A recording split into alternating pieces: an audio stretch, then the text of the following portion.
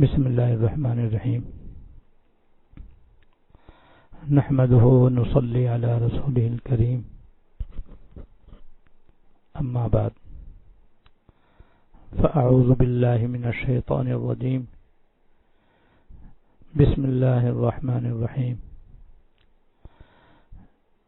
إن الله يأمر بالعدل والإحسان وإيتاء ذي القربى وينهى عن الفحشاء والمنكر والبغي يعظكم لعلكم تذكرون. وأوفوا بعهد الله إذا عاهدتم ولا تنقضوا الأيمان بعد توكيدها وقد جعلتم الله عليكم كفيلا إن الله يعلم ما تفعلون. ولا تكونوا كالتي نقضت غزلها من بعد قوة أنكاثا تتخذون أيمانكم دخلا بينكم أن تكون أمة هي أربى من أمة.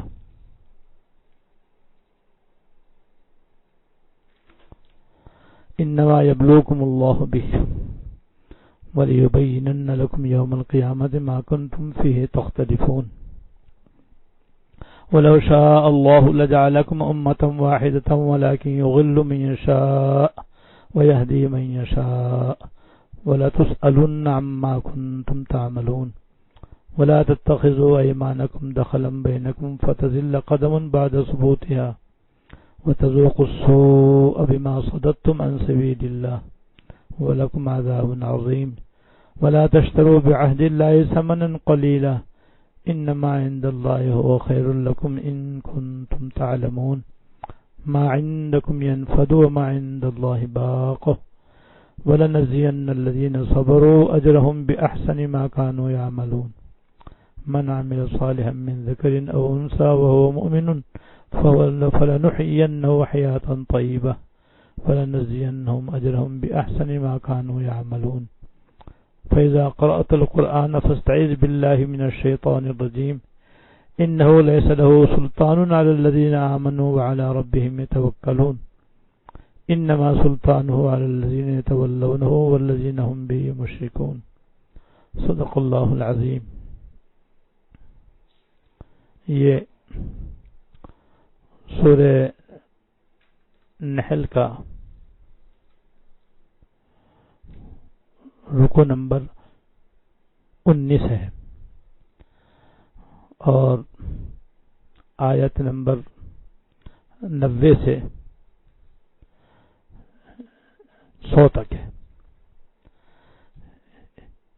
اس رکوع کی جو پہلی آیت ہے جو ان اللہ یأمر بالعدل والإحسان سے شروع ہو رہی ہے، یہ اور اس کے بعد کی 2 آیتوں کی تشریح اور تفسیر پہلے ہو چکی ہے، لیکن میں دوبارہ کر دوں تاکہ رکوع سے اس کی تشریح پوری ہو جائے.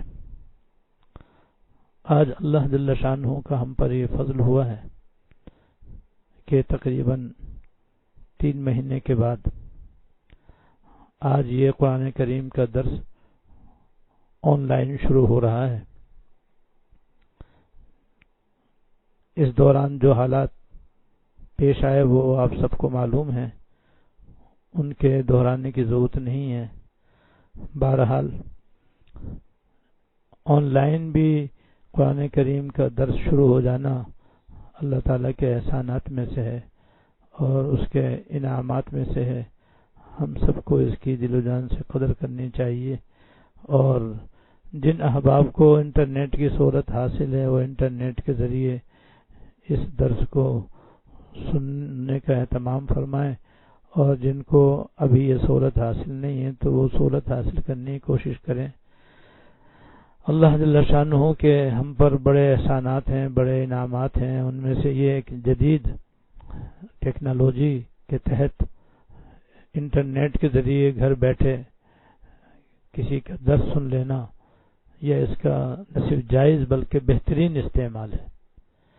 تو جب اس کا جائز اور بہترین استعمال موجود ہے تو وہ کرنا چاہیے اور اس کی طرف رغبت کرنی چاہیے، اس میں دلچسپی لینی چاہیے اور خود کو بھی اور دوسروں کو بھی اس کی ترغیب دینی چاہیے، تاکہ اس عظیم سہولت سے ہم اپنے اپنے گھر میں بیٹھ کر کے خود بھی فائدہ اٹھائیں، اپنے گھر والوں کو بھی فائدہ پہنچائیں، دوسرے مسلمانوں کو بھی اس فائدے سے مالا مال کرنے کی کوشش کریں۔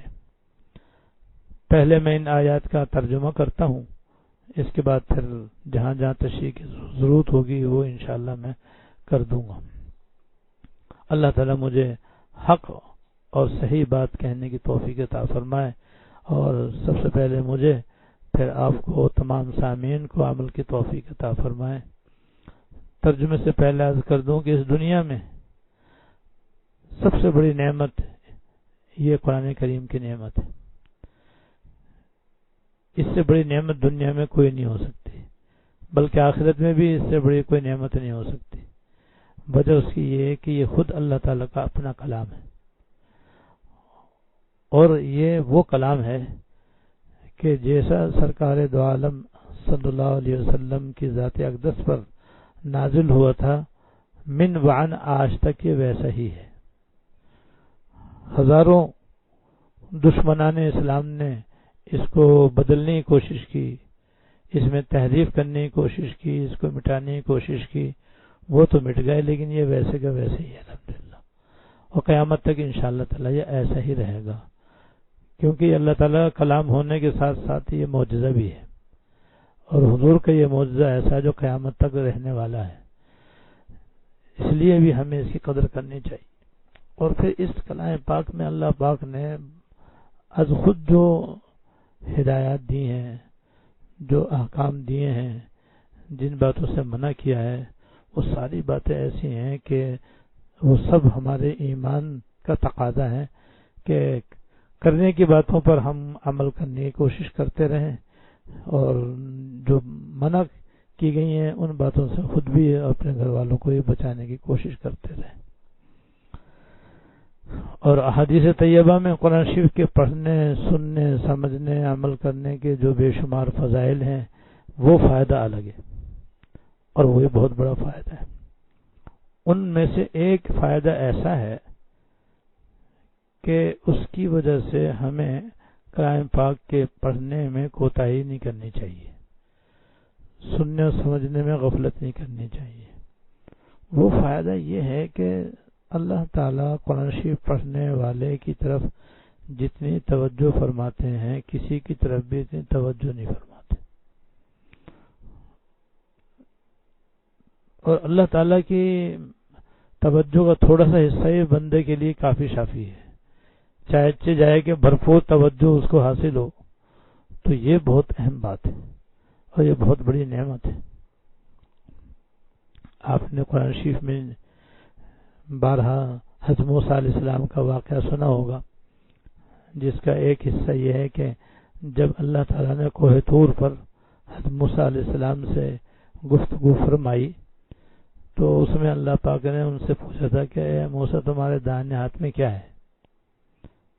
تو انہوں نے کہا کہ یا اللہ میرے ہاتھ میں یہ لاٹھی ہے، اور لاٹھی کا بیان کرنے کے بعد اس کے فوائد انہوں نے بیان فرمائے۔ تو قرآن شریف میں تو چند فوائد کا ذکر ہے، لیکن حضرات مفسرین نے لکھا ہے کہ حضرت موسیٰ علیہ السلام نے اس موقع پر اپنی لاٹھی کے 300 فوائد گنوائے تھے۔ تو علماء فرماتے ہیں کہ اتنے سارے فوائد کیوں گنوائے تھے؟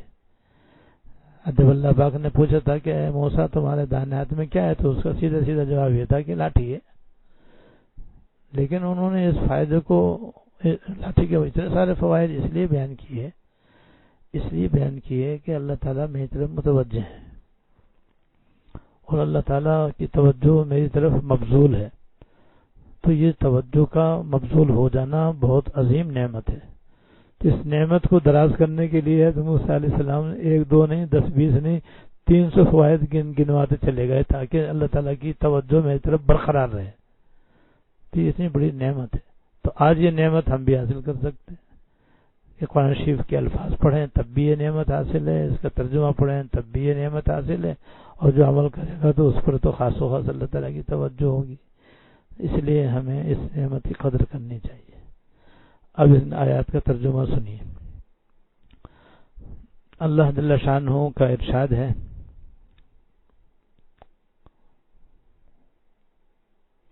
بلا شبہ اللہ تعالیٰ انصاف کرنے احسان کرنے اور رشتہ داروں کو ان کے حقوق دینے کا حکم دیتے ہیں، اور بے حیائی، بدی اور ظلم سے روکتے ہیں۔ اللہ تعالیٰ تمہیں نصیحت فرماتے ہیں تاکہ تم نصیحت قبول کرو،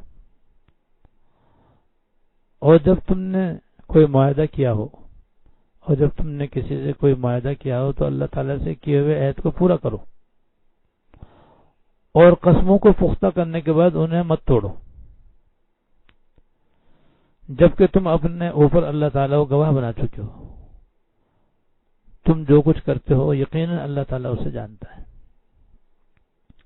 اور جس عورت نے اپنے سوت کو مضبوطی سے کاٹنے کے بعد اسے ادھیڑ کر تار کر دیا تھا، تم اس جیسے نہ بن جانا کہ تم بھی اپنی قسموں کو توڑ کر آپس کے فساد کا ذریعہ بنانے لگو، صرف اس لیے کہ کچھ لوگ دوسروں سے زیادہ فائدے حاصل کر لیں۔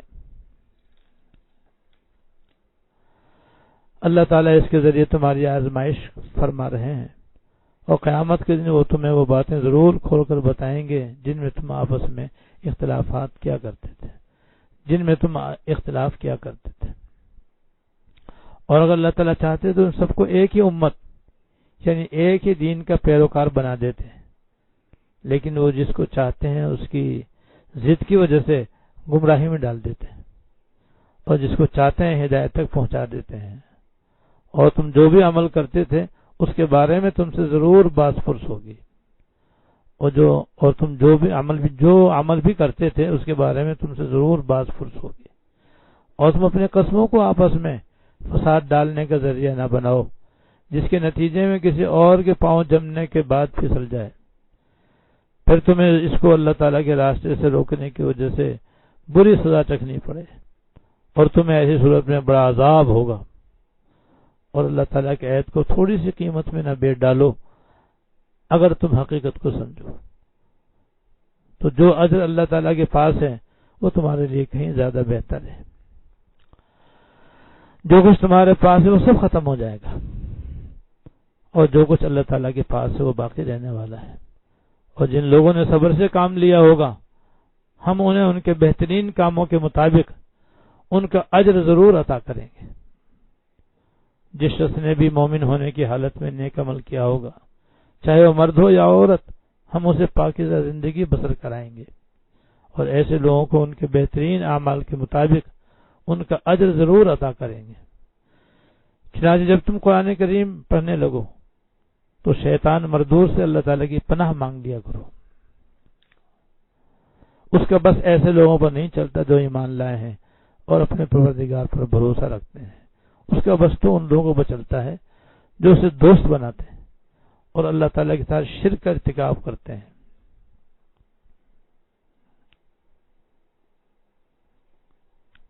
یہ ان آیات کا ترجمہ ہے جو ابھی میں نے آپ کے سامنے تلاوت کی تھی۔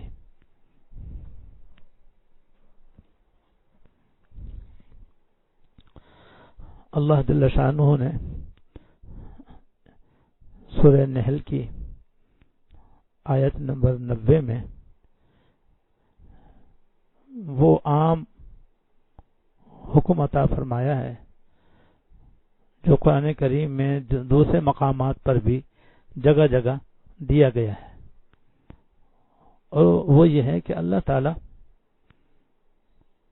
انصاف کرنے، احسان کرنے، رشتہ داروں کے حقوق ادا کرنے کا حکم دیتے ہیں، بے حیائی، بدی اور ظلم سے روکتے ہیں، اور اللہ تعالیٰ تمہیں نصیحت کرتے ہیں تاکہ تم نصیحت قبول کرو۔ تو عدل و انصاف کرنا اپنے اولاد کے ساتھ بھی، اپنے اہل و عیال کے ساتھ بھی، اپنے دوست احباب کے ساتھ بھی، اور عام مسلمانوں اور انسانوں کے ساتھ بھی ضروری ہے۔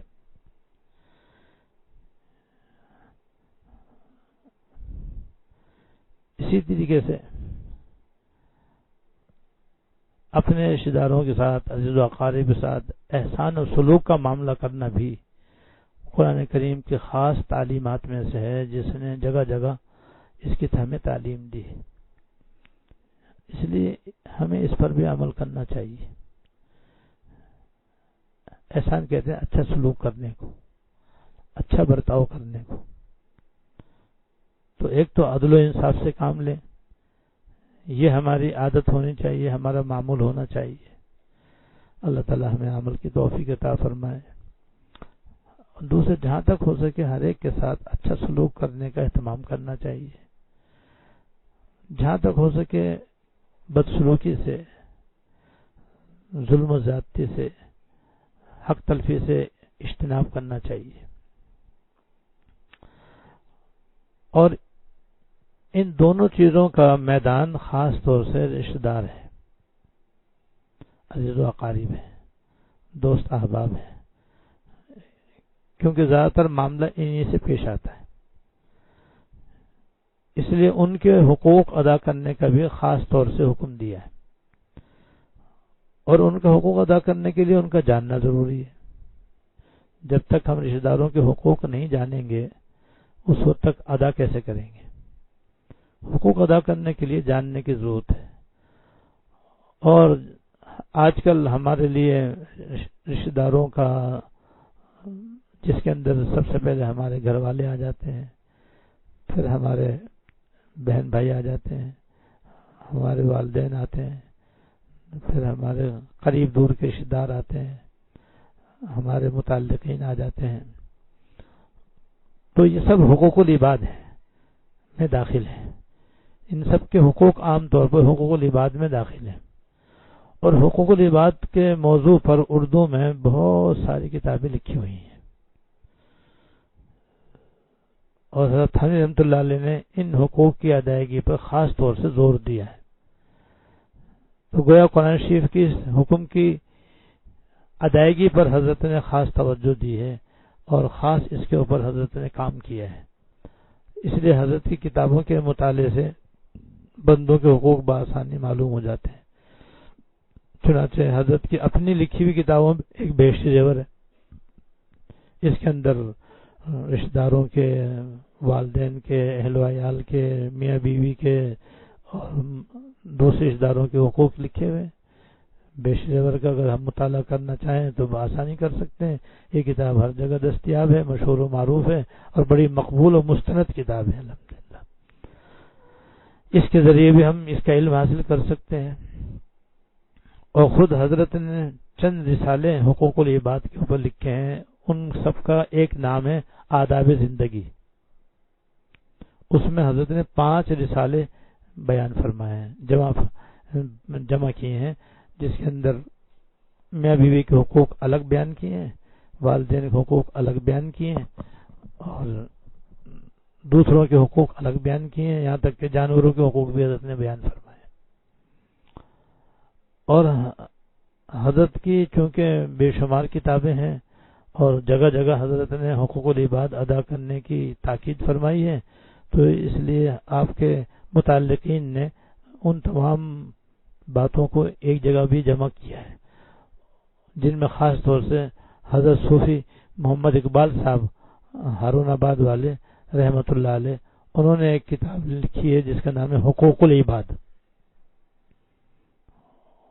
اس میں حضرت کی جتنی بھی تحریریں ہیں، جتنے بھی حضرت کے مضامین اور بیانات ہیں جو حضرت نے مختلف جگہ بیان کیے ہیں، انہوں نے وہاں سے نکال کے ان سب کو ایک جگہ اکٹھا کر دیا ہے، اور بڑے سلیقے سے اس کو مرتب کیا ہے، اور یہ کتاب بھی آج کل ملتی ہے، اس کا نام ہی حقوق العباد ہے۔ یہ کتاب اگر ہم مطالعہ کریں تو انشاءاللہ تعالی ہمیں بہت سارے حقوق معلوم ہو جائیں گے۔ تو جب حقوق معلوم ہو جائیں گے تو پھر ادا بھی آسانی سے ہو سکیں گے۔ آج کل جو رشتہ داروں کے ساتھ حق تلفیاں ہوتی ہیں، بڑی وجہ اس کی لا علمی ہوتی ہے۔ لا علمی اتنی زیادہ ہے کہ بہت کم لوگ جانتے ہیں کہ بھئی اولاد کے کیا حقوق ہیں، شوہر کے کیا حقوق ہیں، بیوی کے کیا حقوق ہیں، ماں باپ کے کیا حقوق ہیں، بہن بھائیوں کے کیا حقوق ہیں، اور دوسروں کے کیا حقوق ہیں، بہت کم لوگوں کو معلوم ہے۔ جو لوگ ہمارے معاشرے میں ظاہراً دیندار کہلاتے ہیں، جو نماز روز کے پابند ہوتے ہیں اور عبادات بھی بہت کثرت سے کرتے ہیں، اکثر ان میں بھی حقوق سے ناواقفیت پائی جاتی ہے۔ اسی وجہ سے وہ عبادات میں تو بہت آگے ہیں، کبھی ان کی تہجد ناغا نہیں ہوتی، کبھی ان کی اشراق ناغا نہیں ہوتی، اور کبھی ان کے نفلی روزے جو ماہانہ رکھتے ہیں وہ ناغا نہیں ہوتے، لیکن حقوق کی ادائیگی میں بڑی کوتاہیاں ان سے پائی جاتی ہیں۔ اور اولاد کے ساتھ ناانصافی، شوہر کے ساتھ ناانصافی، بیوی کے ساتھ ناانصافی، اور عزیزوں کے ساتھ بدسلوکی، یعنی اللہ پاک نے جو انصاف کرنے کا حکم دیا ہے اور احسان اور اچھے سلوک کا حکم دیا ہے، رشتہ داروں کے حقوق ادا کرنے کا جو حکم دیا ہے، اس پہ عمل نہیں ہوتا، جس کی وجہ سے ان کی یہ جو حقوق العباد ادا کرنے کا پہلو ہے وہ انتہائی کمزور، ناقص اور ناتمام ہوتا ہے، جس کی وجہ سے وہ اپنے ذہن میں سمجھتے ہوں گے کہ ہم تو بڑے اللہ کے نیک اور مقبول بندے بن رہے ہیں، لیکن حقیقت میں وہ بندوں کے حقوق پامال کر کے گنہگار ہو رہے ہوتے ہیں۔ اس لیے بھائی سب سے پہلے علم کی ضرورت ہے۔ دوسرے نمبر پر علم کے بعد پھر ان حقوق کو ادا کرنے کا ڈھنگ سیکھنے کی بھی ضرورت ہے۔ حقوق ادا کرنے کے صحیح طریقہ بھی ہو سکتا ہے، غلط طریقہ بھی ہو سکتا ہے، تو بھائی اس کے لیے پھر کسی اللہ والے کی رہنمائی کی ضرورت پڑتی ہے کہ آدمی اپنے کسی اللہ والے کی صحبت اختیار کرے، تو اس صحبت میں رہنے سے اور اس سے پوچھ کر چلنے میں اور اس کے پوچھ کر اس کی رہنمائی میں حق ادا کرنے میں آدمی کو حقوق ادا کرنے کا صحیح طریقہ آ جاتا ہے۔ اس میں پھر انصاف بھی ہوتا ہے، احسان بھی ہو جاتا ہے، اور حقوق کی ادائیگی بھی ہو جاتی ہے۔ اللہ تعالی ہم سب کو توفیق عطا فرمائے۔ تو سب سے پہلے حقوق جاننے کی ضرورت ہے، اور پھر کسی اللہ والے کی رہنمائی میں ان کو ادا کرنے کا طریقہ سیکھنے کی ضرورت ہے۔ تیسرے نمبر پہ گڑ گڑا کے دعا، کیونکہ وما توفیق الا باللہ، اللہ تعالیٰ کی توفیق کے بغیر کچھ نہیں ہو سکتا۔ چاہے نماز روزہ ہو تو وہ بھی اللہ تعالیٰ کی توفیق سے ادا ہوتے ہیں، ایسے حقوق کی ادائیگی بھی اللہ تعالیٰ کی مدد کے بغیر نہیں ہو سکتے۔ اللہ تعالیٰ کے حقوق بھی بہت سارے ہیں، بندوں کے حقوق بھی بہت سارے ہیں، ان سب کی ادائیگی میں اللہ تعالیٰ کی مدد کے ہم محتاج ہیں۔ اس لیے گڑ گڑا کر اللہ تعالیٰ سے دعا کریں کہ یا اللہ اپنے حقوق بھی ادا کرنے کی توفیق عطا فرما، اور اپنے مخلوق کے جو حقوق مجھ سے متعلق ہیں انہیں بھی عدل و انصاف کے ساتھ، احسان و سلوک کے ساتھ یا اللہ صحیح ادا کرنے کی توفیق عطا فرما، اور جہاں کمی کوتاہی ہو جائے تو اللہ تعالیٰ سے ہی معافی مانگے، اور جس بندے کی ایک تلفی ہو گئی ہے اس سے ہی معافی تلافی کرنے کا معمول رکھیں۔ اس کے بعد اللہ پاک نے اس آیت میں فرمایا ہے کہ اللہ تعالیٰ تم کو بے حیائی، بدی اور ظلم سے روکتے ہیں، اور وہ تمہیں نصیحت کرتے ہیں تاکہ تم نصیحت قبول کرو۔ 3 باتوں سے بچنے کا حکم دیا ہے اس کے اندر۔ اس آیت میں اللہ پاک نے 3 باتوں سے بچنے کا حکم دیا ہے۔ حقیقت یہ ہے کہ ان 3 باتوں پر عمل ہو جائے تو انسان عافیت میں آ جائے، عافیت میں آ جائے۔ آج جتنا بگاڑ اور جتنی خرابی ہمارے معاشرے میں پائی جا رہی ہے، اس کے اندر بنیادی چیزیں یہ 3 ہیں۔ ایک بے حیائی، دوسرے گناہوں پر عمل اور ان کا ارتکاب، اور تیسرے ظلم و زیادتی۔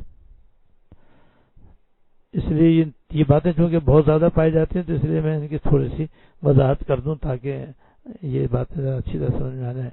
بے حیائی کہتے ہیں بے شرمی کی باتوں کو۔ انسان کی جو جنسی خواہش ہے اس کا حلال ذریعہ اللہ پاک نے میاں بیوی بننے میں رکھا ہے کہ شریعت کے مطابق تم ایک دوسرے کے شوہر اور بیوی بن جاؤ، اور پھر جو تمہاری جنسی خواہش ہے اس کو جائز طریقے سے پوری کرتے رہو، تو کوئی بے حیائی نہیں ہے، کوئی بے شرمی نہیں ہے، کوئی ناجائز نہیں ہے، کوئی گناہ نہیں ہے، وہ حلال ہے اور جائز ہے۔ اس طرح سے اپنی خواہش کو جائز طریقے سے آدمی پوری کر سکتا ہے۔ اب میاں بیوی کا تعلق تو قائم نہ کرے، نکاح تو آپس میں مرد نہ کریں، بغیر نکاح کے ہی جنسی خواہش پوری کرنا چاہیں، تو اس کے لیے جتنے بھی طور طریقے آج کل رائج ہیں وہ سارے بے شرمی، بے حیائی کے اندر آتے ہیں، اور وہ سب بدکاری کے مختلف درجات ہیں۔ اور آج وہ پوری دنیا میں بے شرمی، بے حیائی اپنے شباب پر ہے۔ انٹرنیٹ کے ذریعے، موبائل پر اور اس کے علاوہ انٹرنیٹ میں اور اس کے علاوہ ساری دنیا میں جو بے شرمی، بے حیائی، ننگی فلمیں، گانے، مردوں اور عورتوں کا اختلاط سچ مچ بھی ہوتا ہے اور اس کی نقل بھی دکھائی جاتی ہے، دیکھی جاتی ہے اور دکھائی جاتی ہے. تو یہ سارا بازار جو ہے نا بے شرمی کا گرم ہے، بے حیائی کا گرم ہے. ہر جگہ عورتوں کی تصویریں ہیں، کہاں نہیں، رسالوں میں بھی ہیں، اخبارات میں بھی ہیں، اور پھر مصنوعات میں بھی ہیں، اور بڑے بڑے پوسٹر دیکھو شہروں کے اندر لگے ہوئے ہیں، اور بے پردہ عورتیں بھی گھوم رہی ہیں. ایسے ہی مرد عورتوں کا اختلاط اسکولوں میں بھی ہے، کالجوں میں بھی ہے، یونیورسٹیوں کے اندر بھی ہے، شادی بیاہوں کے اندر بھی ہے، تفریحات کے اندر بھی ہے، تعلیم گاہوں کے اندر بھی ہے، بازاروں میں بھی ہے، مارکیٹوں میں بھی ہے، اور موبائل میں بھی ہے. تو ہر جگہ یہ ہے بے شرمی، یہ ہے بے حیائی، اور اس کی وجہ سے آنکھیں بھی خراب اور گندی اور گناہ سے بھری ہوئی ہیں، کان بھی گناہ سے بھرے ہوئے ہیں، زبان بھی گناہ سے بھری ہوئی ہے، دماغ بھی گناہ سے بھرا ہوا ہے، دل بھی گناہوں سے بھرا ہوا ہے. اور پھر یہ ناجائز تعلقات اور یہ آپس کے اندر بے شرمی، بے حیائی کی باتیں جن سے گھر گھر بھرے ہوئے ہیں، اللہ ماشاءاللہ، یہ سارے مل کر کے انسان کو سر سے پیر تک گناہوں میں غرق کر رہے ہیں. اور گناہوں میں ان کی وجہ سے غرق ہونے کی بنا پر یہ جو آفات و بلیات ہم پر برس رہی ہیں اور ہم پر چھائی ہوئی ہیں، پھیلی ہوئی ہیں، یہ اسی کا ایک نتیجہ ہے. تو یہ ایک تو بے حیائی کا بازار کتنا گرم ہے. لہذا ہم جو سننے والے ہیں، سنانے والے ہیں، ہم سب کو چاہیے کہ سب سے پہلے اپنے آپ کو بے حیائی کی باتوں سے بچائیں.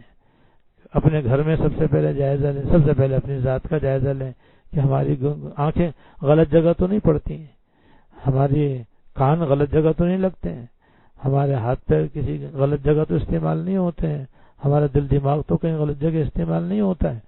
دیکھو موبائل کی ایک نعمت ہے، اصل میں تو یہ اسے غلط استعمال غلط ہے، جائز استعمال جائز ہے، لیکن غلط استعمال کتنا ہے بے حیائی کے اندر کہ ساری ننگی دنیا آدمی چاہے تو موبائل کے ذریعے دیکھ سکتا ہے. اگر اس کے اندر انٹرنیٹ کی لائن موجود ہے تو ذرا سا ٹچ کرتا ہے آدمی اور ایک دم سارے فوش پروگرام اس کے سامنے آ جاتے ہیں.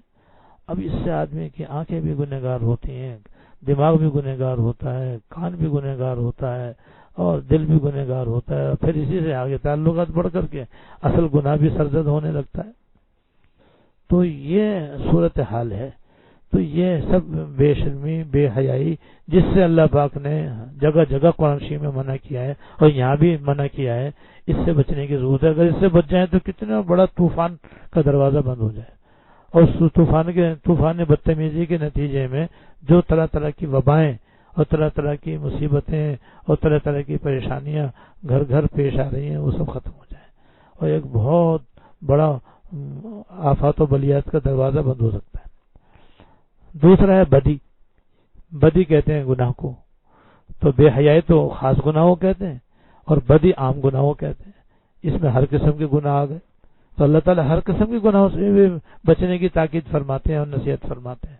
لہذا اگر اس پر عمل ہو جائے تو ہمارے ظاہر کے گناہ بھی ختم اور باطن کے گناہ بھی ختم، اور ہم دل و جان سے اللہ تعالیٰ کے تابعدار بن جائیں تو کتنی بڑی نعمت مل جائے، کتنی بڑی اس کی فضیلت جو آگے آ رہی ہے وہ انشاءاللہ تعالی ہم سب کو نصیب ہو جائے. تو بے حیائی تو ہے خاص گناہ جس کا تعلق جنسی خواہش سے ہے، اور بدی عام ہے جس کا تعلق ہماری 3 خواہشات سے ہے، جس کا تعلق ہماری 3 خواہشات سے ہے، اور اس سے پھر سارے گناہ وجود میں آتے ہیں. ایک تو دولت کی خواہش، کہ دولت کی جو خواہش ہے اگر یہ بے لگام ہو تو مالیات کے سلسلے میں بے شمار گناہ ہے جو آج کل ہو رہے ہیں، جیسے لوٹ مار، چوری، ڈاکہ، کم تولنا، کم ناپنا، ناحق کسی کا پیسہ کھانا، یہ کرپشن اور وقت کی چوری، کام کی چوری، محنت نہ کرنا، حرام طریقے سے دولت کمانے کی کوشش کرنا، یہ مال کی ناجائز محبت ہے، دولت کی ناجائز محبت ہے. وراثت تقسیم نہ کرنا یہ بھی اسی کا ایک قسم ہے، اور چھیننا جھپٹنا یہ بھی کتنا آج ہمارے معاشرے میں ہو رہا ہے، اللہ بچائے۔ تو غبن کرنا اور حکومت کے عہدوں پر بیٹھ کر کے ناجائز کمانا، یہ سارا اس کے اندر آتا۔ تو ان گنت بے شمار صورتیں ہیں حرام کھانے کی جو اس وقت دنیا کے اندر رائج ہے۔ دوسرے، زمین کی خواہش، زنجر زمین، 3 چیزیں ہیں نا۔ تو زمین کی کسی طریقے سے آدمی یہ چاہے کہ میرے پاس اتنی زمین ہو، اتنا مکان ہو، اتنی دکانیں ہوں، 1 دکان نہیں تو 2 ہوں، 2 نہ ہوں تو 3، اس کی حرص و ہوس اور ناجائز طریقے سے اس کو حاصل کرنے کے طریقے۔ تو زمینوں کے کتنے جھگڑے، کتنی بے شمار طریقے، جگہ جگہ لڑائی جھگڑے ہو رہے ہیں، اس وجہ سے کہ ہر آدمی چاہ رہا ہے کہ میں یہ زمین لے لوں، میں یہ دکان لے لوں، میں یہ مکان لے لوں، میں یہ فلیٹ لے لوں، میں یہ بنگلہ لے لوں، میں یہ کوٹھی لے لوں۔ بس اسی پہ جھگڑے ہیں۔ تو وہ ایک دوسرے سے چھینا جھپٹی ہو رہی ہے اور ایک دوسرے کے اوپر غلط مقدمے ہو رہے ہیں اور حاصل کرنے کی کوشش ہو رہی ہے۔ یہ ہے کیا کہتے ہیں، دولت، زمین کی محبت، زمین کی ناجائز محبت۔ اور تیسری وہی جو میں نے بیان کر دیا کہ عورت کی محبت، اور عورت کی محبت کا مطلب ہے کہ جنس خواہش کی ناجائز طریقے سے تکمیل عورت کرے یا مرد کرے، تو یہ بے حیائی کے اندر آ جاتے۔ تو بدی کے اندر سارے گناہ آ جاتے ہیں، سارے گناہ جس وقت ہو رہے ہیں وہ سب بدی کے اندر داخل ہیں۔ لہٰذا ان گناہوں سے بچنا ہے کہ ابھی اللہ پاک نے یہاں حکم دے دیا ہے۔ اور جب یہ بے حیائی ہوگی اور گناہ ہی گناہ ہوں گے تو وہاں پہ ظلم سب سے پہلے آئے گا، کیونکہ گناہ نام ہی ظلم کرنے کا، گناہ نام ہی ظلم کرنے کا، چاہے اپنی جان پر کرے، گناہ کر کے اپنی جان پر ظلم کرے، اور چاہے وہ بندوں کے حقوق ادا نہ کر کے ظلم کرے، اور چاہے کسی کی زمین غصب کر کے ظلم کرے، اور چاہے جن سے خواہش ناجائز طریقے سے پوری کر کے ظلم کرے، اور چاہے کسی کی زمین ہڑپ کر کے اور بیجا کسی کی زمین اپنے قبضے میں لے کر کے ظلم کرے، سب ظلم بھی آ گیا۔ تو یہ ظلم جو ہے وہ ہوتا، اور اللہ بچائے، ظلم جو ہے قیامت کے اندھیریوں میں سے ایک بڑی اندھیری ہے۔ لہٰذا ظالم آدمی دنیا کے اندر بھی راحت میں نہیں ہو سکتا، اور آخرت میں بھی اس کے لیے بڑا عذاب ہے۔ اس لیے اللہ پاک نے 3 گناہوں سے بچنے کا خاص طور سے حکم دیا کہ بے حیائی سے بچو، بدی اور ہر قسم کے گناہ سے بچو، اور ظلم سے بچو۔ اللہ تعالیٰ ان سے منع کرتے ہیں اور روکتے ہیں، اور اللہ تعالیٰ تمہیں نصیحت کرتے ہیں تاکہ تم نصیحت قبول کرو۔ یہ اللہ تعالیٰ کے شفقت بھرا جملہ ہے جو اللہ پاک اپنے بندوں سے فرماتے ہیں۔ جیسے انتہائی شفیق ماں باپ اپنے اولاد کو پیار سے سمجھاتے ہیں، ایسے اللہ پاک اپنے بندوں کو ایسے پیارے انداز سے فرماتے ہیں کہ یہ جو ہے یعظکم لعلکم تذکرون، اللہ تعالیٰ تم کو نصیحت کرتے ہیں تاکہ تم نصیحت قبول کرو۔ تو یہ جو اللہ پاک نے 3 باتوں کو کرنے کا حکم دیا ہے اس آیت میں، اور 3 باتوں سے بچنے کا حکم دیا ہے، یہ اللہ تعالیٰ کی بڑی مہربانی اور بہت ہی گویا کہ اہم نصیحت ہے بندوں کے لیے۔ وہ 3 بات تو ہمیشہ کرو جو پہلے بیان ہو گئی کہ ایک تو انصاف سے کام لو، نمبر 2 احسان و سلوک کا برتاؤ کرو، تیسرے رشتہ داروں کو حقوق ادا کرنے کا اہتمام کرو، اور 3 باتوں سے ہم پرہیز کرو، بے حیائی سے بچو، گناہوں سے بچو، اور ظلم و زیادتی کرنے سے بچو۔ اللہ تعالیٰ توفیق عطا فرمائے۔ آگے مزید اللہ تعالیٰ حکم دیتے ہیں، اور جب تم نے کوئی معاہدہ کیا ہو تو اللہ سے کیے ہوئے عہد کو پورا کرو، اور قسموں کو پختہ کرنے کے بعد انہیں نہ توڑو، جبکہ تم اپنے اوپر اللہ تعالیٰ کو گواہ بنا چکے ہو۔ تم جو کچھ کرتے ہو یقین اللہ تعالیٰ اسے جانتا ہے۔ یہاں بھی اللہ پاک نے 3 باتوں کا حکم دیا ہے۔ ایک تو یہ کہ جب تم کوئی معاہدہ کرو، مراد جائز معاہدہ ہے، کیونکہ ناجائز معاہدہ تو کرنا ہی جائز نہیں ہے۔ جائز معاہدہ جب تم کسی سے کر لو تو جہاں تک ہو سکے اس کو پورا کرو۔ عہد کر کے پورا نہ کرنا ایسا ہے جیسے وعدہ کر کے وعدہ پورا نہ کرنا، اور وعدہ کرنے کے بعد بلا عذر معتبر وعدہ خلاف گناہ ہے اور ممنوع ہے۔ ایسے جب کسی سے معاہدہ ہو گیا اور وہ معاہدہ جائز بھی ہے تو جہاں تک ہو سکے اس معاہدے کی پابندی کرو۔ معاہدہ کرنے کے بعد پھر اس کو اطلاع دیے بغیر اس کی خلاف ورزی کرنا گناہ ہے اور اللہ تعالیٰ کی نافرمانی ہے، اور اس کا تعلق بندوں کے حقوق سے ہے۔ اس میں بندے کی حق تلفی اور بندے کی حق تلفی سنگین گناہ ہے، اللہ بچائے۔ ایسے ہی جب تم قسم کھا لو تو اللہ تعالیٰ کے نام سے تم نے قسم کھائی ہے، تو تم نہیں جانتے کہ تم نے کس عظیم الشان ذات کا نام اپنے قسم میں لیا ہے، اور وہ ہے اللہ جل شانہ کی ذات. تو اس کا بڑا ادب ہے، اس کا بڑا احترام ہے. جب تم نے اللہ کا نام لے کر قسم کھا لی تو جہاں تک ہو سکے اسے قسم کو پورا کرو، اگر وہ قسم پورا کرنے کے لائق ہے. بلا وجہ قسم کو توڑو مت، اور اگر قسم ٹوٹ جائے اور توڑنی پڑ جائے، جیسے کہ بادشاہ کے حکم ہوتا ہے قسم توڑ دو، تو پھر وہاں پر کفارہ واجب ہوتا ہے، پھر اس میں قسم کا کفارہ ادا کرو. تو یہ اللہ پاک نے یہاں پہ حکم دیا کہ اول تو قسم کھانی نہیں چاہیے، اور اگر قسم کھا لو تو پھر اللہ تعالیٰ کے نام کا ادب کرو اور اپنی قسم کو پورا کرنے کا اہتمام کرو. اور اگر کسی عذر کی وجہ سے قسم توڑنی پڑے تو ایسی صورت میں اس کا کفارہ ادا کرو، تاکہ اللہ تعالیٰ کے نام کی جو بے ادبی ہو گئی ہے اس کی تلافی ہو جائے. خصوصاً جب تم اللہ تعالیٰ کو اپنے اوپر گواہی بنا لو، تو اللہ تعالیٰ کو گواہ بنا کر جو بات کہی جاتی ہے وہ بڑی اہم ہوتی ہے. یعنی وہ اللہ تعالیٰ کو گواہ بنانے کی وجہ سے اس کا تقاضا کرتی ہے کہ جب جس ذات کو تم نے گواہ بنایا ہے اب تم اس کو پورا کرنے کی کوشش کرو، اس کی خلاف ورزی کرنے سے بچو.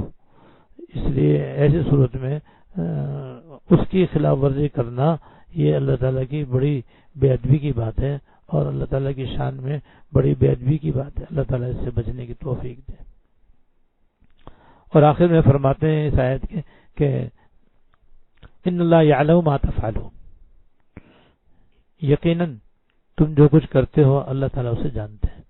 تو یہ اللہ پاک نے ہمیں گناہ سے بچنے کا نسخہ بتایا ہے کہ گناہ سے بچنے کا آسان نسخہ یہ ہے کہ تم اللہ تعالیٰ کا استحضار کرنے کی عادت ڈالو.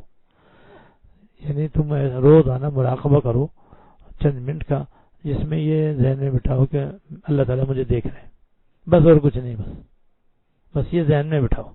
سارے خیالات کو ادھر ادھر خیالات کو ذہن سے ہٹا کر بس یہ دل میں بٹھاؤ کہ میں اللہ تعالیٰ کے سامنے ہوں اور اللہ تعالیٰ مجھے دیکھ رہے ہیں، میرے ظاہر کو بھی دیکھ رہے ہیں، میرے باطن کو بھی دیکھ رہے ہیں، میرے دائیں طرف بھی ہیں، میرے بائیں طرف بھی ہیں، میرے آگے بھی ہیں، میرے پیچھے بھی ہیں، اور پل پل کی ان کو میری خبر ہے، میری پل پل کی ان کو خبر ہے. یہ سوچو، اس سوچنا کہتے ہیں اللہ تعالیٰ کا مراقبہ کرنا. بس یہ جب کچھ دن ہم مراقبہ کریں گے تو آہستہ آہستہ آہستہ آہستہ یہ خیال ہمارے دل و دماغ میں جمے گا. جب جمے گا تو بس پھر اس کا اتنا بڑا فائدہ ہوگا کہ جہاں کہیں گناہ کا موقع آئے گا تو یہ تصور بھی آئے گا، اور یہ تصور آ کر کے ہمیں انشاءاللہ تعالیٰ اس گناہ سے روک دے گا، اور ہمارے لیے اس وقت گناہ سے بچنا آسان ہو جائے گا، کیونکہ اللہ تعالیٰ کا تصور اس وقت ہمارے ذہن میں موجود ہوگا. تو اس لیے اللہ پاک نے یہ نسخہ ہمیں بتلایا کہ بھائی دیکھ لو، ہم تو سب جانتے ہیں. جب جانتے ہیں تو بس ہمیں چاہیے کہ ہم اس بات کو مستحضر رکھیں کہ ہم اللہ تعالیٰ کے سامنے ہیں، جو کچھ بول رہے ہیں، جو کچھ بھی کر رہے ہیں، جہاں بھی آ رہے ہیں، جہاں بھی جا رہے ہیں، جو بھی کھا رہے ہیں، جو بھی پی رہے ہیں، اللہ تعالیٰ مجھے دیکھ رہے ہیں. تو اس سے جو ہے تمہیں انشاءاللہ بچنے میں آسانی ہو جائے گی، ورنہ یقیناً اللہ تعالیٰ تو ہمیں دیکھ ہی رہے ہیں، اس میں تو کوئی شبہ ہی نہیں ہے. الحمدللہ. اس کے بعد اللہ پاک نے ایک عورت کا واقعہ ذکر فرمایا ہے قرآن شریف کے اندر. اس عورت کے بارے میں حضرت نے حاشیے میں تحریر فرمایا ہے کہ مکہ مکرمہ میں ایک دیوانی عورت تھی جسے خرقہ کہتے تھے. اس کا کام کیا تھا کہ وہ بڑی محنت سے صبح شام تک سوت کاٹتی تھی اور شام کو اسے ادھیڑ دیتی تھی. تو یہ اس کا کام تھا. یہ تو ایسا جیسے صبح شام تک آدمی ایک دیوار کی چنائی کرے اور شام کو پھر سارے بلا گرا دے، پھر دوسرے دن صبح شام تک ایک دیوار کی چنائی کرے، پھر تو اس سے زیادہ تکلیف دہ بات کیا ہو سکتی ہے. تو اس عورت کا یہ حال تھا. اسے کہتے ہیں خرقہ.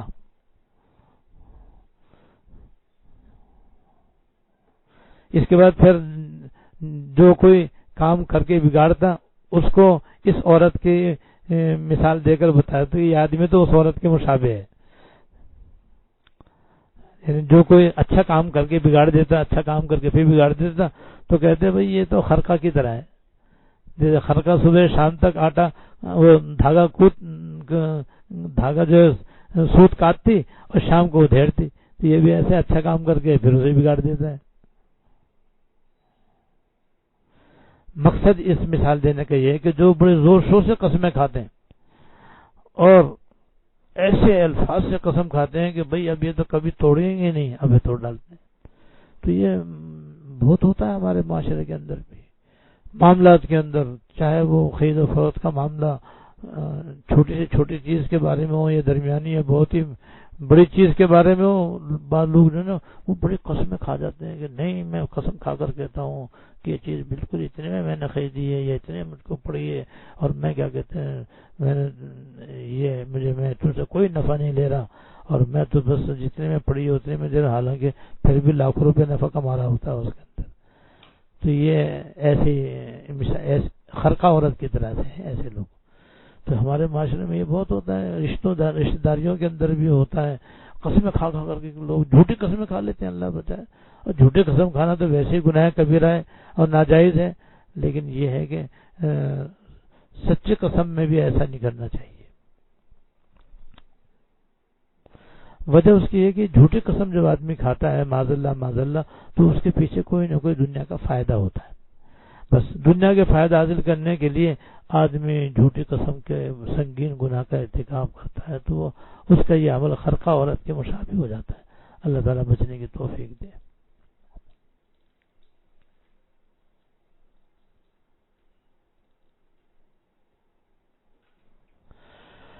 اللہ۔ اس کے بعد اللہ پاک نے آیت نمبر 94 میں قسم توڑنے کا ایک اور نقصان بیان فرمایا ہے۔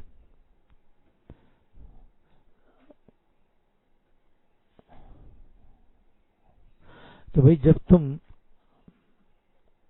قسم کھا کر قسم توڑو گے، قسم کھا کر تم ناحق قسم توڑو گے، تو یہ بھی ممکن ہے کہ تمہیں دیکھ کر کوئی اور آدمی بھی ایسے کرنے لگے، کیونکہ یہ معاشرتی گناہ جو ہوتے ہیں وہ دیکھ کے زیادہ پھیلتے ہیں، ایک دوسرے کو دیکھتے ہیں، ایک دوسرے کو دیکھنے کی وجہ سے یہ گناہ جو ہے یہ پھیلتے ہیں۔ تو ہو سکتا ہے تم قسم کھا کر توڑو تو کہیں ایسا نہ ہو کہ دوسرا بھی کیا کہتے ہیں تمہیں دیکھ کر کے اسی طرح کرنے لگے۔ پہلے تو وہ بیچارہ جھوٹی قسم کھانے سے یا قسم کھا کر قسم توڑنے سے بچتا تھا، لیکن جب تم نے بھی قسم کھائی تو اس کے پاؤں پھسل گئے، تو جب یہ بھی قسم کھا کے قسم توڑتا ہے تو لاؤ میں بھی قسم کھا لوں۔ تو اس طریقے سے اس کا قسم کھانا اور قسم توڑنا یہ دوسرے کے لیے بھی گناہ میں مبتلا ہونے کا ذریعہ بن سکتا ہے۔ تو اس صورت میں آپ کو معلوم ہے کہ جس نے پہلے ہی گناہ کیا ہے اس کا گناہ کا وبال دگنا ہو جائے گا۔ 3 آدمیوں نے اسے دیکھ کر کے وہ گناہ کیا تو 3 آدمی بھی گنہگار ہوں گے، لیکن 3 آدمیوں کو گناہ اس پہلے والے آدمیوں کو بھی ہوگا۔ اور یہ ہے اللہ تعالیٰ کے راستے سے روکنا، یعنی اللہ کے راستے پر چلنے سے روکنا۔ اللہ تعالیٰ کے راستے پر چلنا تو یہ تھا کہ جھوٹے قسم سے تو ہمیشہ بچتے، سچے قسم بھی کھا لیتے تو جہاں تک ہو سکتا اس کو پورا کرنے کی کوشش کرتے، ناحق نہ توڑتے۔ اب تم نے اس میں بے باکی دکھائی تو دوسرے لوگ بھی کیا کہتے ہیں ایسے ہی کرنے لگے، تم نے گویا ان کو اپنے عمل سے رائے حق پر چلنے سے روک دیا۔ اس سے بھی بچنا چاہیے۔ اور اس کے بارے میں اللہ تعالیٰ فرما رہے ہیں کہ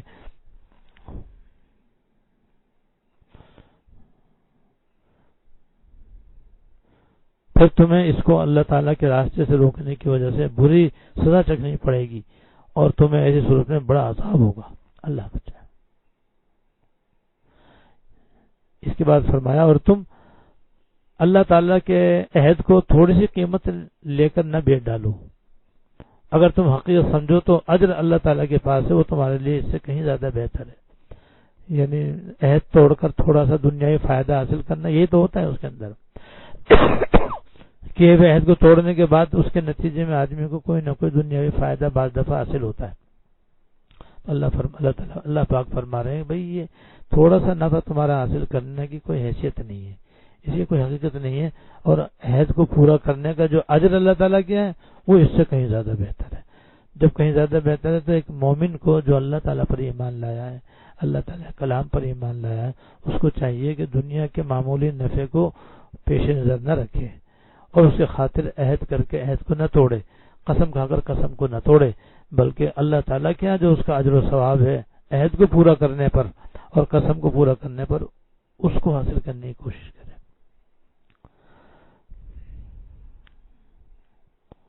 پھر اللہ پاک نے بہت ہی اہم بات ارشاد فرمائی ہے کہ ما عندکم ینفد وما عند اللہ باق، تمہارے پاس جو کچھ ہے وہ ختم ہو جائے گا اور اللہ تعالیٰ کے پاس جو کچھ ہے وہ باقی رہنے والا ہے۔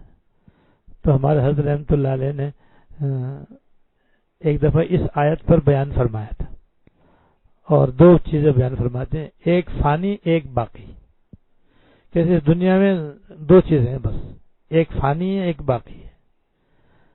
دنیا کی جتنی چیزیں ساری فانی ہیں، جس کے اندر دن رات بھی ہیں، یہ ہمارے اوقات بھی ہیں اور ہماری صحت بھی ہے، ہمارا جسم بھی ہے، ہم سب اور جو کچھ دنیا میں سب یہ فانی ہے، ہر وقت یہ فنا ہو رہا ہے۔ یہ ہم جو سانس لے رہے ہیں، جو آ رہا ہے تو نیا سانس آ رہا ہے، پہلا والا گیا تو گیا بس۔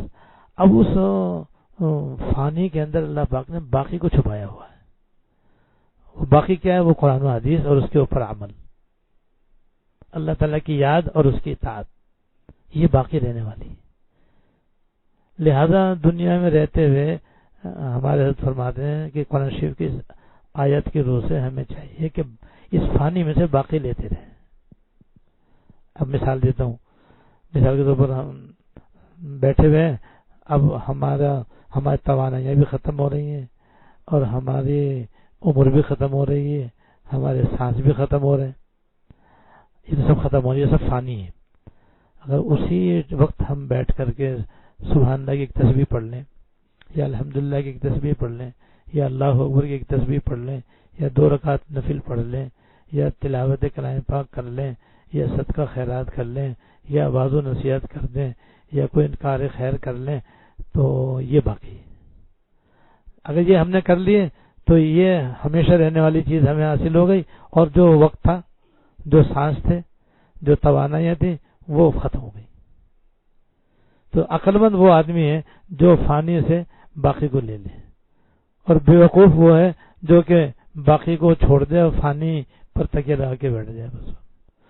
پھر ہمارے ساتھ ایک اور مثال اس کی دیا کرتے تھے کہ بھئی ہماری مثال تو برف بیچنے والے کی تھی ہے کہ آپ نے دیکھا ہوگا گاؤں دیہات کے اندر برف کی سلیں بیچنے والا ہوتا ہے، اور وہ صبح شام تک اس کے اوپر بوریاں ڈھک کر کے برف بیچتا ہے۔ تو فرماتے ہیں دیکھو اس کا کل سرمایہ برف ہے، جو مسلسل گرمی کی وجہ سے پگھل پگھل کے قطرہ قطرہ قطرہ قطرہ اس کا نیچے ٹپک ٹپک کے ضائع ہو رہا ہے۔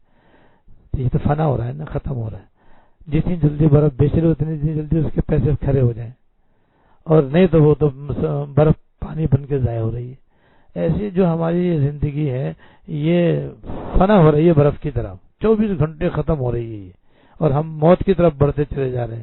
اب اس میں جتنی جو وقت ہمارا، جو سانس ہمارا اللہ تعالیٰ کی یاد میں گزر جائے گا، پیسے کھڑے ہو گئے، یعنی اس فانی میں سے باقی مل گیا۔ تو اللہ تعالیٰ فرمانے تمہارے پاس جو کچھ ہے وہ فنا ہونے والا ہے اور ختم ہونے والا ہے، ختم ہو جائے گا، ہو رہا ہے۔ دیکھو بچپن سے دیکھتے آ رہے نہیں آ رہے، کتنا کیا آیا کیا گیا، کتنا کھایا کتنا پیا، جو کھایا وہ ہم نے ختم کیا، جو پہنا اس کو پرانا کر دیا، اور جو ہم نے خیرات کر دیا وہ باقی ہو گیا۔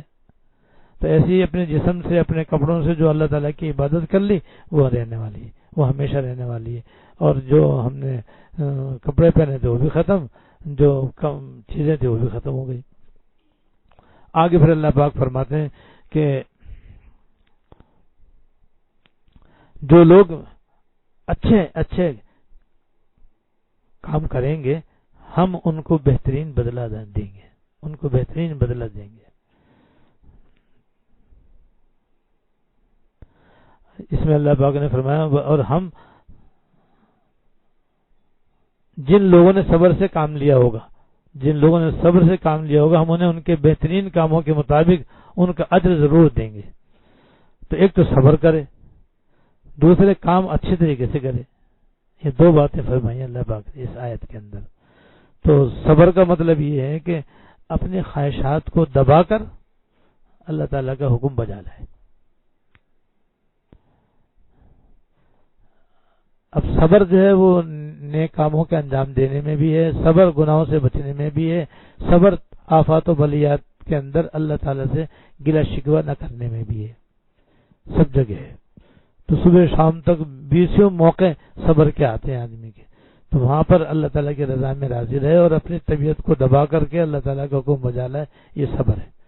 اس صبر کے ساتھ پھر جو عمل بھی سامنے آئے اس کو آسان طریقے سے انجام دے. آسان طریقے کا مطلب ہے کہ سنت کے مطابق کرے، اور اگر اس کے بارے میں خاص سنت منقول نہیں ہے تو شریعت کے احکام کے اور اصولوں کے مطابق اس کو انجام دے.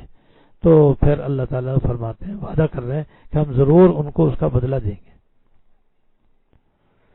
اور آگے فرماتے ہیں کہ اللہ تعالیٰ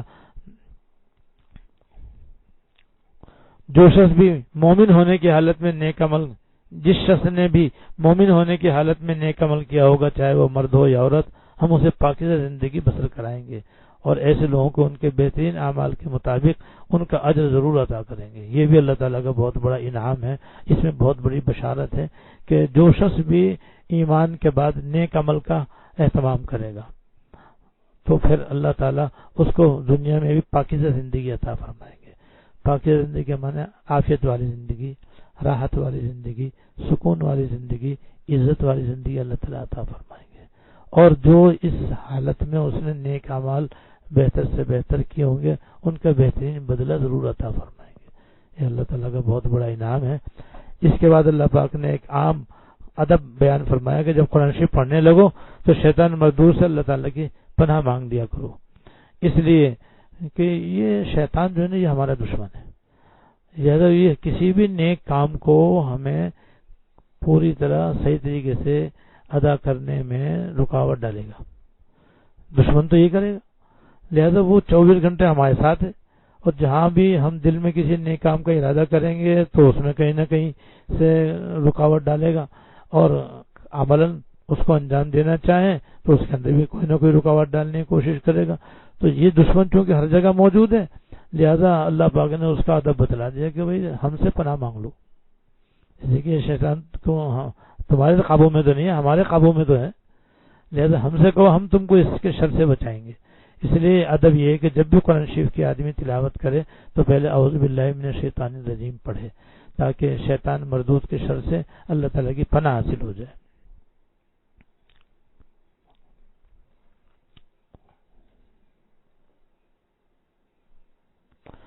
اس کے بعد اس سورہ کی جو آخری آیت ہے اس کے اندر اللہ پاک نے یہ فرمایا کہ دیکھو بھائی یہ جو شیطان ہے نا، اس کا داؤں جو ہے کافروں پر اور مشرکوں پر زیادہ چلتا ہے، اور جو اللہ تعالیٰ کے ماننے والے ہیں، اس کی تابعداری کرنے والے ہیں، فرمانبرداری کرنے والے ہیں، ان پر اس کا داؤں نہیں چلتا. تو یہ اس سے معلوم ہو کہ ہمیں چاہیے کہ ہم اللہ تعالیٰ کی زیادہ سے زیادہ تابعداری کریں اور اللہ تعالیٰ کے جو نیک بندے ہیں ان کے ساتھ رہیں، کیونکہ شیطان نے خود بھی کہہ دیا اور اللہ پاک نے بھی فرما دیا. یہاں تو اللہ پاک فرما رہے ہیں کہ شیطان جو ہے وہ بس نافرمانوں پر اپنا داؤں چلاتا ہے اور ان کو بہکاتا ہے اور بھٹکاتا ہے. اور شیطان نے بھی خود کہہ دیا کہ میں ابھی انسان کو آدم علیہ السلام کی اولاد کو میں بہکاؤں گا، بھٹکاؤں گا قیامت تک، لیکن ان میں جو آپ کے نیک بندے ہیں وہ ان پر میرا داؤں نہیں چلے گا. تو معلوم ہوا کہ وہ نیک صحبت میں رہنا چاہیے اور نیک لوگوں کی رہنمائی میں چلنا چاہیے. اس سے جو ہے شیطان کا وار خالی چلا جاتا ہے اور آدمی شیطان کی شر سے محفوظ رہتا ہے. تو یہ یہاں پر بھی اللہ پاک نے فرما دیا ہے کہ اس کا بس تو ان لوگوں پر چلتا ہے جو اسے دوست بناتے ہیں، یعنی جو شیطان سے دوستی کرتے ہیں، اور شیطان سے دوستی کا مطلب ہے کہ اس کی باتوں پر چلتے ہیں، عمل کرتے ہیں اور اللہ تعالیٰ کے ساتھ شریک کرتے ہیں، ان کے اوپر اس کا داؤں چلتا ہے. لیکن جو لوگ ایمان لائے ہیں اور وہ اپنے پروردگار پر بھروسہ کرتے ہیں ان پر شیطان کا داؤں نہیں چلتا. تو بس اللہ تعالیٰ سے ہم سب دعا کریں، دعا کر لیں اللہ تعالیٰ ہم سب کو. اللہم لک الحمد لا نحصی ثناء علیک انت کما اثنیت علی نفسک. اللہم لک الحمد لا نحصی ثناء علیک انت کما اثنیت علی نفسک. اللہم صلی علی سیدنا و مولانا محمد وعلی آل سیدنا و مولانا محمد وبارک وسلم. یا ارحم الراحمین یا رب العالمین یا حی یا قیوم یا ذی الجلال والاکرام. آپ کا لاکھ لاکھ شکر ہے، احسان ہے، فضل ہے اور آپ کا کرم اور آپ کا انعام ہے کہ آپ نے ہمیں اپنے کلام پاک کے پڑھنے اور اس کا ترجمہ، اس کی تشریح سننے اور سنانے کی توفیق عطا فرمائی. یا اللہ اس میں جو کچھ آپ نے ارشاد فرمایا ان پر عمل کی توفیق دے دیجیے. جن باتوں میں کرنے کا حکم دیا ان کے کرنے کی توفیق عطا فرما، اور جن باتوں سے آپ نے بچنے کا حکم دیا ان سے بچنے کی توفیق عطا فرما، اور ہمیں اپنے نیک و مخلص بندوں میں شامل فرما. یا اللہ ہمیں اپنے نیک اور مخلص بندوں میں شامل فرما. یا ارحم الراحمین ہم آپ سے شیطان مردود سے آپ کی پناہ لیتے ہیں. یا اللہ ہم آپ کی پناہ میں آتے ہیں شیطان مردود کے شر سے اور جو مخلوقات آپ نے پیدا کیے ہیں ان کے شر سے. یا اللہ ہمارے گھر والوں، ہمارے متعلقین، ہمارے احباب اور تمام سامعین کی اور سامعات کی یا اللہ اپنے کرم اپنے فضل سے شیطان کے شر سے حفاظت فرما. یا اللہ شیطان کے شر سے حفاظت فرما. جتنے بھی گناہ ہیں ان سے بچنے کی توفیق عطا فرما، اور جتنے بھی نیک کام ہیں ان کو انجام دینے کی توفیق عطا فرما، اور اس طرح انجام دینے کی توفیق عطا فرما جیسے کہ آپ چاہتے ہیں. یا اللہ ہمیں حسن اعمال، حسن اخلاق کی توفیق عطا فرما. ہمارے ظاہر کی بھی اصلاح فرما، ہمارے باطن کی بھی اصلاح فرما، اور ہمیں اپنی مرضیات پہ چلنے کی توفیق عطا فرما. یا ارحم الراحمین اپنے کلام پاک کی برکت سے اس وبائی بیماری سے جو اس وقت پوری دنیا میں پھیلی ہوئی ہے ہم سب کی حفاظت فرما، ہم سب کی حفاظت فرما. یا اللہ ہم سب کی حفاظت فرما، اور جو مسلمان خواتین و حضرات بچے بوڑھے مبتلا ہو گئے ان کو صحت عطا فرما. اور اس کے علاوہ بھی جتنی بیماریاں ہمارے اندر پھیلی ہوئی ہیں ان سب سے ہم کو نجات عطا فرما. ہماری ساری بیماریاں، پریشانیاں، تکالیف دور فرما، اور ہمیں اپنے کلام پاک کو صبح شام پڑھنے کی توفیق عطا فرما. اس کی برکتوں سے مالا مال فرما، اس کے احکام پر عمل کی توفیق عطا فرما. اس کے پڑھنے میں، سمجھنے میں، سمجھانے میں ہم سے جو غلطیاں ہو گئی ہیں یا ہو جائیں اپنی رحمت سے معاف فرما، اور اپنے رحمت سے درگزر فرما، اور ہم سب کا خاتمہ کامل و خالص ایمان پر فرما. ربنا تقبل منا انك انت السميع العليم وتب علينا انك انت التواب الرحيم. صلی اللہ تعالی علی النبی الکریم محمد و آلہ و صحبہ اجمعین. آمین برحمتک یا